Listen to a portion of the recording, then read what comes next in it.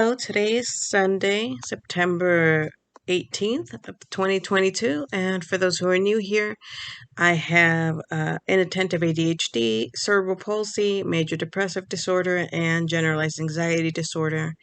I typically do medication updates and or life updates on this channel. This will be more of a life update since it's been almost 2 weeks since I last posted and it's been kind of crazy. And then later today or tomorrow, I'll probably be posting a medication update. So for those of you who are kind of following along in my journey, you know that I started working as a reading specialist last year in September, so it's been a little over a year now. And basically, I go home to home or to public places like the library to meet with my students, whatever students I'm assigned to. I work with them one-on-one to provide reading intervention, and a lot of these students have speech and language issues as well, or processing disorders that may prevent them from learning to read the traditional way. So I use a multisensory method of teaching reading known as the Orton-Gillingham method. And typically my sessions are 1 to 1.5 hours long, 1 to 3 times a week with each student. And so a couple months ago, I talked about how I started working with these twins. So I see one of them in the morning for an hour and a half, and then immediately I'll have her go and call her sister, and then I'll see the other one for another hour and a half. And this was on Tuesdays and Thursdays. And they live with their grandparents, and so this was the only home that I still was required to wear a mask when I went in for to provide the reading intervention. And also I had to wear like shoe covers, those little blue hospital shoe covers that you put on like on your shoes when you enter a hospital sometimes. The grandma had a box of those, and she would make me put those on over my shoes before entering her home. Um, and I thought it was a little unusual, but to each their own. Of course, I respected her wishes, right? And I understood that the twins are premature and they get sick easily, so I kind of understood, I guess, her logic and reasoning behind it. When I work with a student, I feel like I always go above and beyond my job. For example, my job is to, provide the reading intervention for that hour and a half and then write some progress notes and then go home. However, with these particular students, I felt like they needed some extra intervention. So what I would do is I would come home and print tracing sheets with their names because I knew that they needed some extra practice with their motor skills and had issues with writing. So I printed tracing sheets for them, and I would give them the tracing sheets. I would give them coloring sheets with the name of the letters and the sounds that we were working on. So I would provide extra material for them to work on during the week when I wasn't in session with them, which is not part of a requirement of my job, but I did it just because I wanted to help them, right? And I loved working with them. I did feel like we were making progress. When one day the grandmother texts me and says, we're going to have to cancel session today because one of the girls is sick. And I said, okay, just keep me updated and let me know when you think we can resume session. So I would text her periodically, once or twice a week, to see how the girls were doing and if it was okay to resume sessions. And at first, that one girl was sick, and then the following, like 2 weeks later, the other girl got sick, and then I couldn't go in because she was waiting for like a COVID test to come back and wanted to make sure that there was, she said, I don't want to put you or your son, because I have an 8-year-old son. So she's like, if they do have COVID, I don't want to put you or your son at risk. I wouldn't want you guys getting sick. She was very like courteous and polite about it. And I understood. A month went by and I still hadn't gone back to help them. And then I texted her to ask her kind of like the progress of how things were going. And she said that now the grandmother, had some sort of sinus infection. So now she's trying to get that treated. Next thing you know, it's 2 months and I haven't gone back to tutor. And then she texts me and says, can I have Pride's number. So Pride is the company that I'm working for, and I thought it was a little strange, but I said, yeah, sure, this is my supervisor's number and her email address. You can get in contact with her. And then, like 2 days later, my supervisor calls me and says, well, she told me the grandma's trying to get the district to approve online sessions for the girls, but the district is not approving online sessions for them because initially, before I came into the picture, they already had another reading specialist working with them. And the grandmother became upset because that other reading specialist decided to do online lessons with them. And the grandmother specifically told her, they don't learn with online lessons. I want in person lessons. So I guess that's why they brought me into the picture. And since grandmother specifically asked for in person lessons and now she's trying to get back to online lessons, the district is not approving them. And I guess she's was kind of upset about that, right? I mean, I understand that maybe the girls keep getting sick and she doesn't want them to keep missing out on lessons, so that's why she would want them to go back online. And so I told my supervisor, I'm not trained in the Orton Gillingham program, how to administer it online, but they do have training sessions. And my supervisor says, well, if she's able to go back online, would you be willing to undergo the online training sessions? And I said, sure. I enjoy working with the girls. I think we're making progress, and I wouldn't want to stagnate to that. You know. So that same week, I texted the grandmother and asked her how things were coming along, and she seemed really upset. She said something about she keeps trying to get them to go online, but things aren't getting done. And I told her I would see what I could do and talk to my supervisor. And a couple of days later, my supervisor calls me to tell me that the grandmother was very upset and told them that I went in one day and I looked like I was sniffling or sneezing or something, and that she asked me what was wrong, and I told her I had allergies, which I don't remember. I very well could have because I do tend to get a lot of allergies, especially in the morning, and that apparently I gave one of the girls COVID. So she says that I went in, I had COVID, I told her it was allergies, and the girls ended up getting COVID because of me. And I was so upset to hear that because if I even suspect that someone in my household is sick or that I'm sick, that I know it's not allergies, that I have a headache or whatever, I just cancel my session and I just tell them I'm not feeling well. I'm going to take an at-home COVID test. If everything goes well, I'll go back to work. My next session. I would never put the girls at risk that way, especially knowing, how the grandmother, all these precautions that she takes, even to let me in her home, making me wear those shoe covers and the mask and whatnot.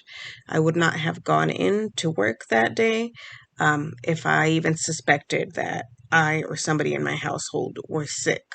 And so my supervisors know how cautious I am about that kind of stuff. So she said, I don't think that she's telling the truth, but I just need to hear it from you. Have you tested positive for COVID in the past 2 months? And I said, absolutely not.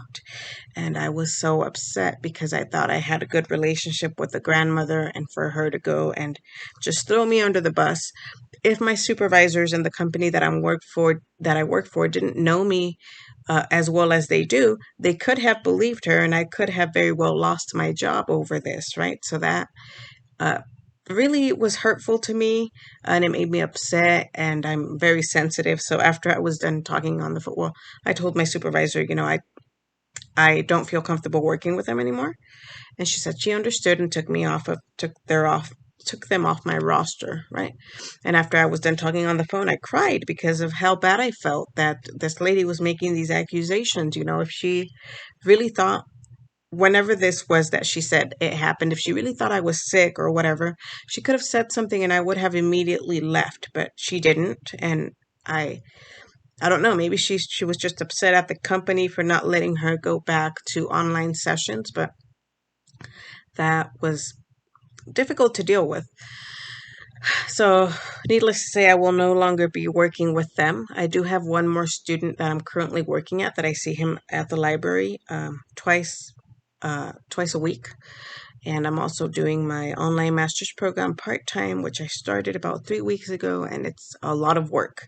In fact, I was working on some of my homework right now, then decided to take a break so I could record this video.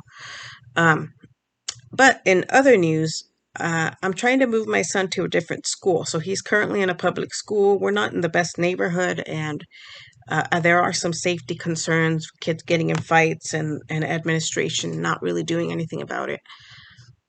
There's a charter school that just opened up about last year, and they seem to have very good security.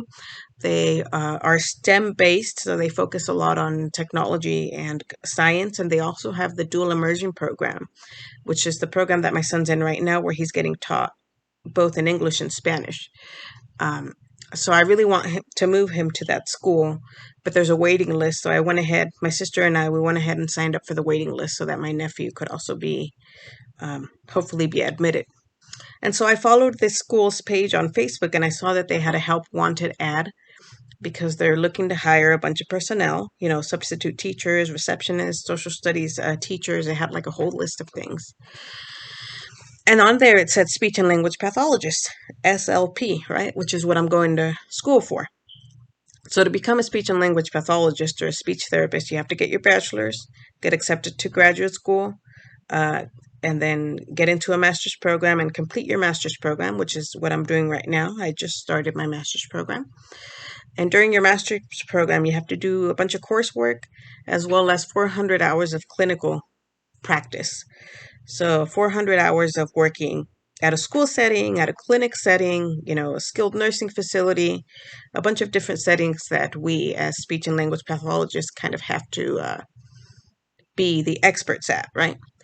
None of my clinical practices has started yet because the first year is mostly just foundational knowledge and coursework. And then in the summer, I'm going to be starting my first clinical practice, which is actually going to be over telehealth.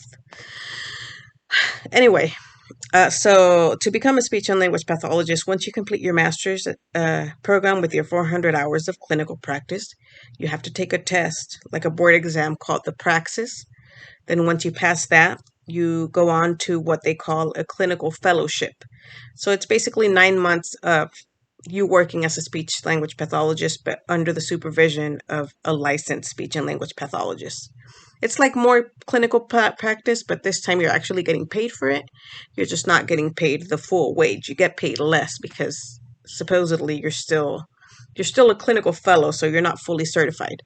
Once you complete the praxis exam and your clinical fellowship year, then you can apply to get your C's, which is your credentials, and then you become a fully licensed SLP to practice on your own.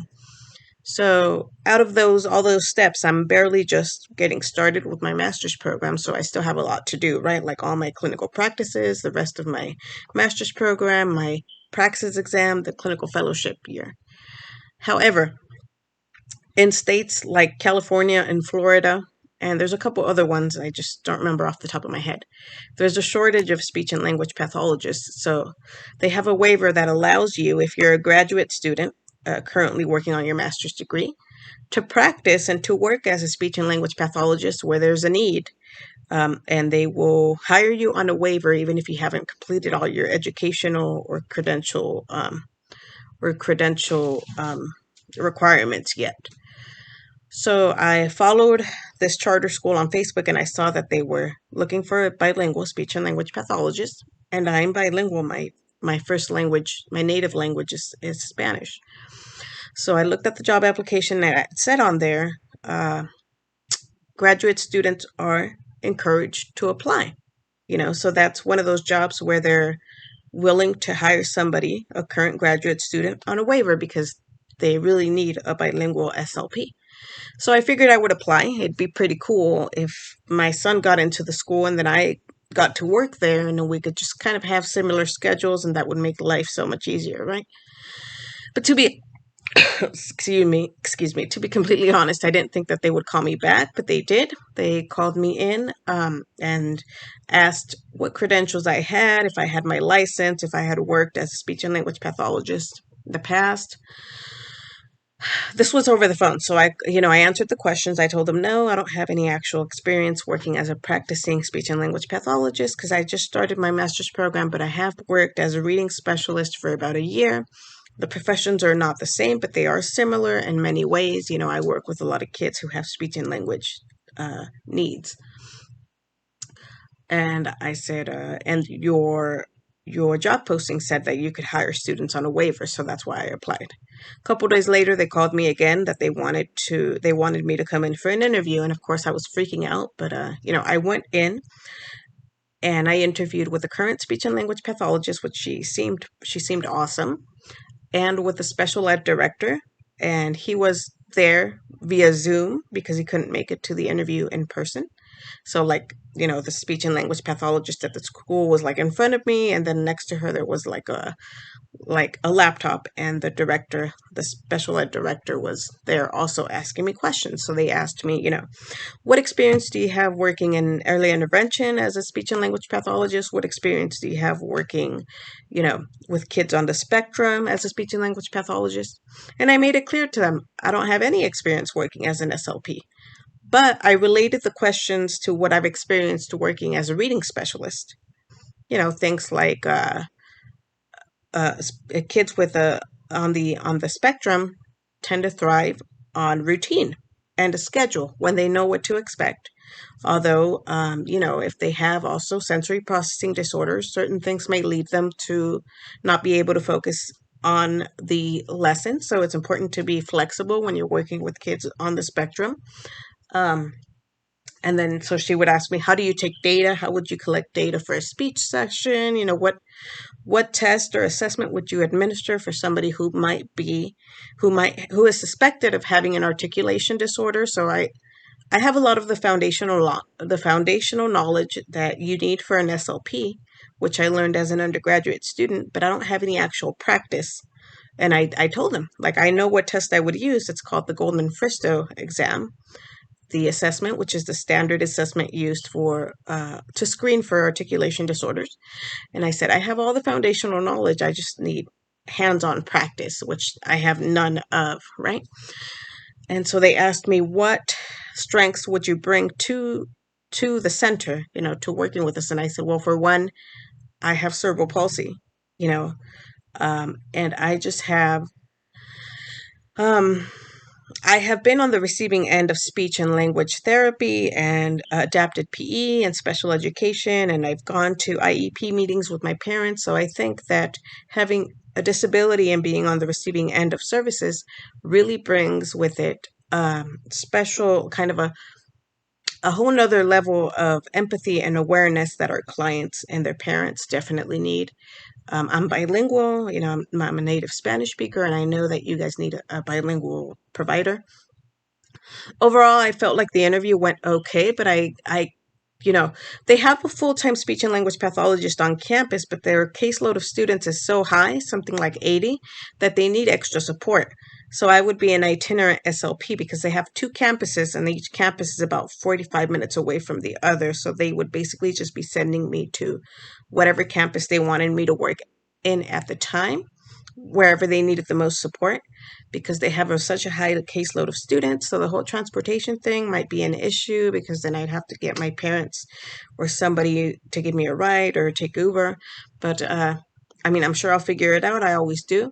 I left the interview with the impression that they really were looking for like a more seasoned clinician, somebody who had more experience in the field because they need all this extra support.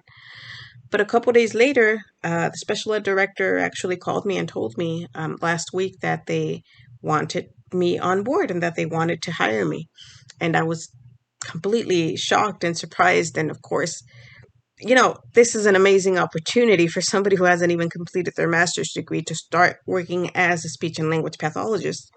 I know they're going to start me off at a lower salary because I don't have my credentials yet, but it's still such a great opportunity. And so overall, I'm really grateful for the opportunity to start working there. Right now, they're still going through the background checks and verifying my references. So I don't know exactly when I'm going to get started there, but they technically already offered me the job, at least verbally. That's what the special ed director said. So we're kind of in the process of that. So not everything has been bad. I have had some really good news. I'm kind of freaking out, a little scared about starting at this new job, right? Because I have so much to learn, but I made that clear to them. So I'm hoping that there will be plenty of mentoring involved and that I'll be able to rely on the full-time speech and language pathologists that are there. I mean, I'm also going to be working full-time, but the SLPs with more experience, I'm hoping I'll be able to rely on them to kind of ask questions and for them to mentor me, because I'm so new at this, right? So yeah, so that's that. And I just want to talk about how we just tend to sell ourselves short. I mean, obviously I did well enough on the interview that they decided they wanted to hire me, right? So even though I have all this self-doubt and I suffer from social anxiety, and I always have, and I always kind of feel small and not good enough, and that kind of goes with, being neurodivergent and having a physical disability. Um, I just want to point out that a lot of times these preconceived notions that we have about ourselves, a lot of them are cognitive distortions that we have told ourselves, lies that we have come to believe, right? But that's not always how we're being viewed on the outside. And I think the majority of those cognitive distortions that we have about ourselves, that we're not good enough, that we're afraid, that we're scared, that we uh, can't do things. I think the majority of them are lies that we just kind of have to learn to um, reprogram, right? To kind of replace with new cognitive kind of ideas about ourselves, and that we are competent, and that we are a lot more competent than we think we are, and that we're a lot more qualified to do things than we give ourselves credit for. That we because I really struggle with that. So I was shocked when the special ed director called me back to offer me the job. So just kind of be aware that what you think about yourself isn't always true. So don't believe everything that you think about yourself. That's something that I actively have to work on every day to kind of minimize my anxiety and my self-doubt. But anyway, that's it for now. This video is getting to be super long, so I will be back.